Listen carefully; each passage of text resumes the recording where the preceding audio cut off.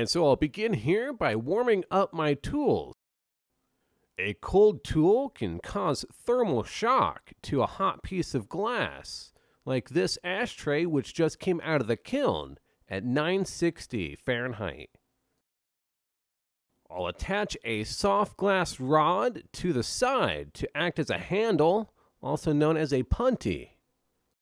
And now with the punty attached, I'm starting to realize how heavy it is. I'm also not feeling as confident that it's not going to explode. And so instead, I'll use the smaller pieces from some of the ashtrays that exploded over the years. I lost 2 in my bismuth growing glass geodes episode. I wouldn't try that experiment with soft glass, only boro.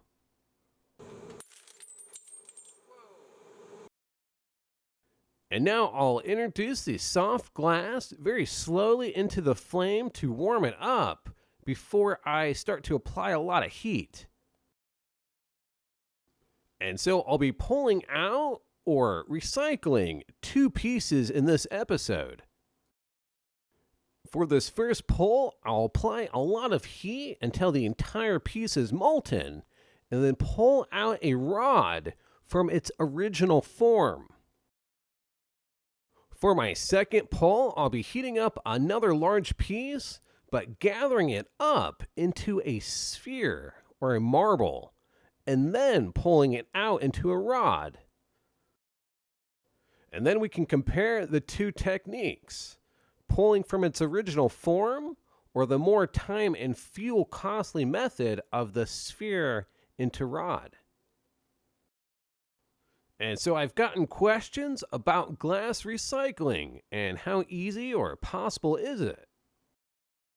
And generally speaking, it's actually pretty easy like this. You just need to make sure to take the labels off and clean it out really well. And then just apply enough heat and it will begin to liquefy into a new shape. But now, depending on the size of the studio and the intended application for the recycled glass, it might be too difficult or at least not as profitable to recycle your own glass. It does take extra resources like time and fuel. It's cheaper to discard the glass and spend that time and fuel making a new product. Which is kind of a shame, since the glass doesn't really break down in a landfill the way other things will. And so I do like to hold on to a lot of my scrap glass, even if I don't have a purpose for it. I know a lot of other glass blowers do that as well. I figure it can be either sitting in my shop or sitting in a landfill. Nothing really changes other than its location. And so instead of passing that problem off to someone else, I'm planning eventually to break it down into some kind of art project.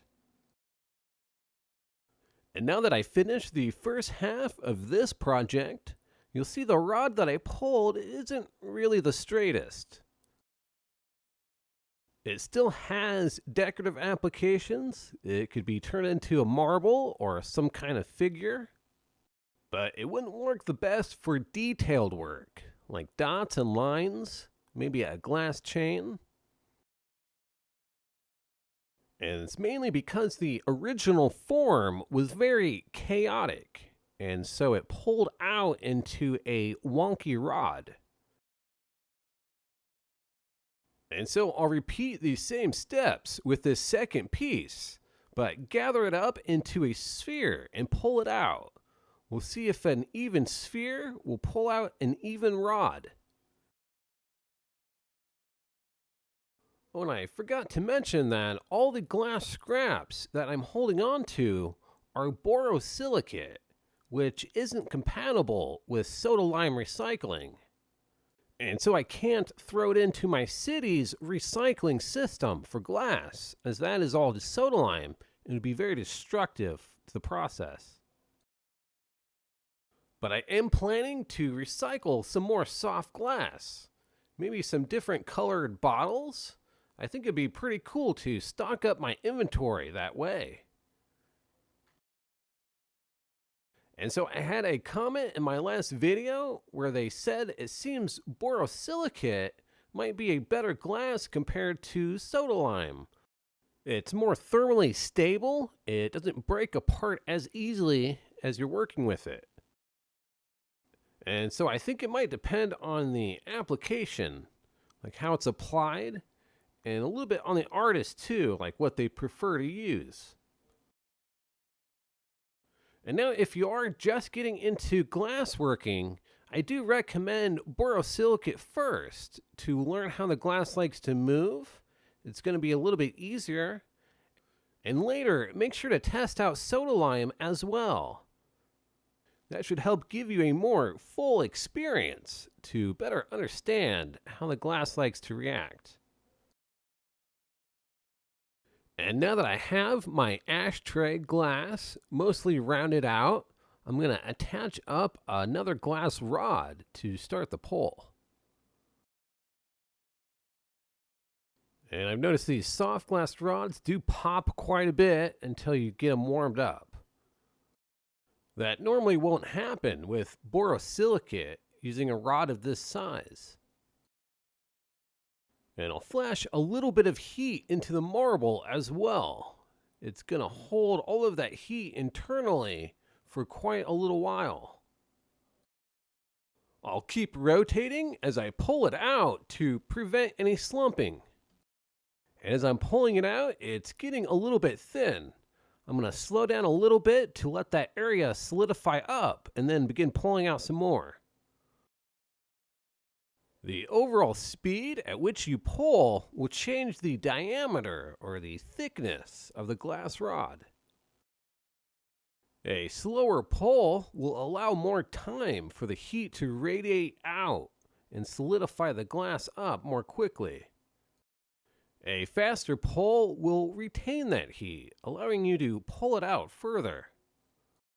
And what size you need will depend on the application or the project you're using it for. But now overall, this rod is looking much more consistent and even compared to my first pull. I'm just trying to pull the rest out of the end here, which is commonly called the knuckle. I think it refers to the human hand, where you have a bump at the knuckle where it joins. But now it's going to melt this rod into a few sections, and it just snaps on me. That's a good example of the thermal stress you'll run into with soft glass. A borosilicate rod of this size wouldn't react like that. And so you might see why I would recommend borosilicate for the first part of your lampworking journey.